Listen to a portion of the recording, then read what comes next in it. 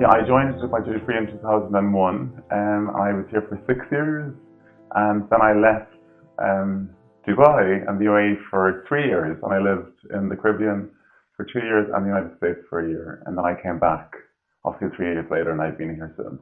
My function is to cover the finance proper in the back office, and also we've got the cash office and the exchange bureau. I do all the legal work for Dubai Duty Free, and then corporate social responsibility is part of my remit also. And one of the biggest changes for me coming back, Dermot, was that we had gone from where a lot of our reporting was internal to then creating funding from our future cash flows for the strategic plan for the airport to 2020 and getting funding around that, which was a huge change to my role.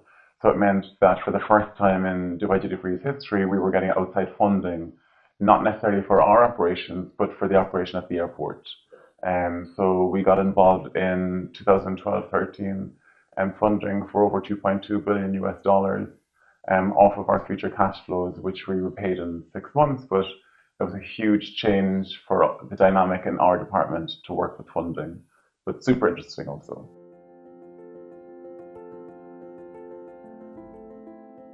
It's probably a weird thing to say, but it feels like a family culture with all the good and the bad that comes with that. But I think that the main thing that comes with that is certainly with the leadership, certainly from Column's side. So you feel safe to succeed, but also to fail now and again and learn from that. And that's a very nice environment to work within. When I lived in the Caribbean, it was in telecoms, which is a very different type of industry, but it really is cutthroat industry. But I was glad I got into that to bring me back here, so some skills that I could bring back myself.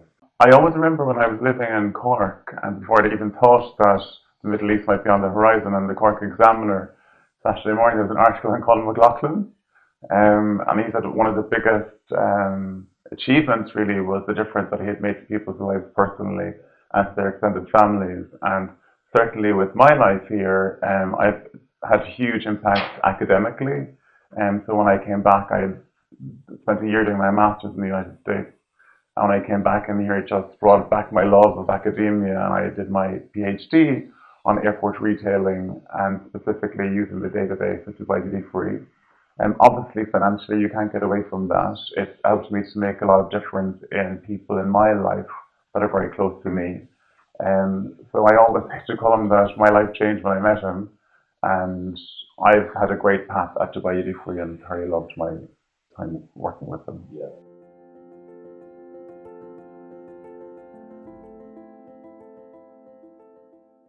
It might sound like not necessarily a match, a finance and legal function, matching with corporate social responsibility. And like all great ideas, it starts by accidentally. And the CSR role, when it was incubated, happened to be next door to my department. And the person who was leading it happened to be my leader of internal audit back in the day in my first stint here.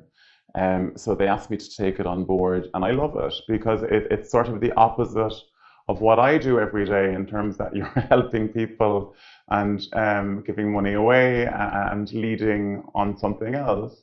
But actually the two skill sets have married together. And where I would say that the CSR makes a huge difference in our company is the leadership, collaborations, employee engagement, external partnerships.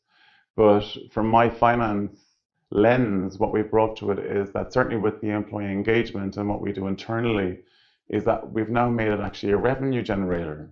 So like all things green, they actually save money. And you know, we save so much on water costs and storage costs here. If you look outside every department, there are 4 recycle bins. So all of our plastics, our tin, our bottle, and our cardboard, we have vendors that come and take those from us every week, and we charge them for us. So it's a net income generator for us that we can apply into the rest of our business in terms of our initiatives around CSR. If you look at all of the toilets, they're all waterless, and the urinals in the men's toilets. I'm not sure how that actually works still. If you look at the AC units, all of the water and the moisture from those units is used to irrigate all of the grounds around the building here. So it's been fantastic, and that's rippled through to our customers as well in terms of the shopping bags that we use. We get better at what we're doing every year. And now our customers have the option to take what's called a cassava bag. A lot of the big retailers around Dubai now use them, and it's very much a Dubai story, and they're manufactured in Dubai from the cassava plant. And with those bags, if you put them in hot water and stir them, they will dilute to the point that you can actually drink them, and it will not harm your health. If you look at the planting around Dubai, there are these black pipes, if you go along the street, that irrigate the streets, the planting in Dubai. And we found a plastic vendor that takes our plastics, and they make those pipes in Dubai that actually water the plants around Dubai. So very much a circular story.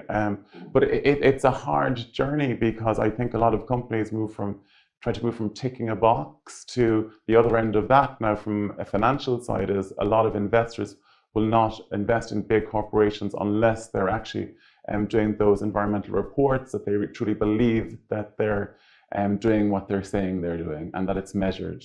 And it's measured, and it's audited also by an external firm. And that's very much sort of one end of the scale, and the start of the scale is the ticking in the box. And I think that we know the direction that we're going in. But I think the biggest change that we do internally is working with the staff. And we decided pretty early on, certainly with the foundation, our foundation is very children-centric and Dubai-centric. And we decided with our staff we would speak to their children.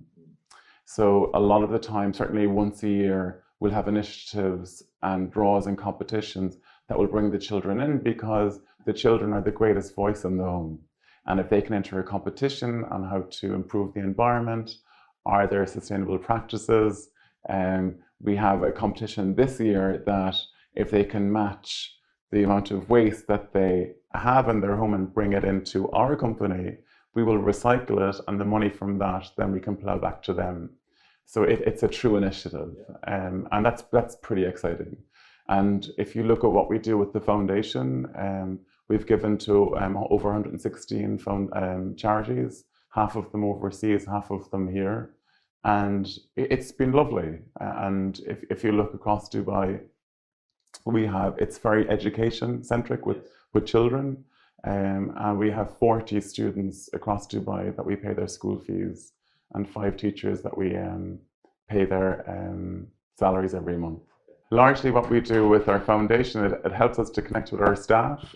So when we hire staff, Dermot, a lot of the time we'll have them in batches of 40 or 60, and we'll do this induction program with them over quite a bit of time.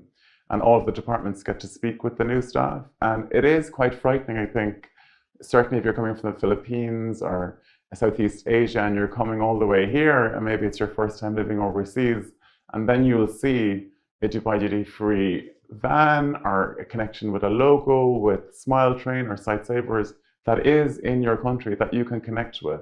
And I think that gives them a connection with Dubai duty-free and gives them some sense that we're more than a corporation and that there's a soul to what we do. Yeah.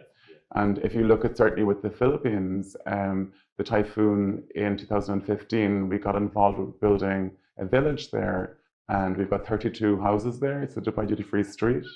And it wasn't just giving money to people and they would get a house. They actually had to help with their own families building the house physically themselves.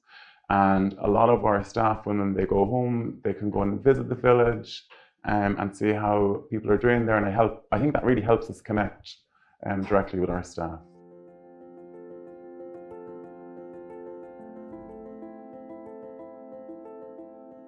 I've always said that a finance function is a service function, and that I make that super clear with my team, because we don't actually sell anything, but we can give you great data and great analytics to make great decisions. So that, what I feel is our function, and certainly look, part of the finance function is looking back. So you're finishing the accounts for 4 weeks behind.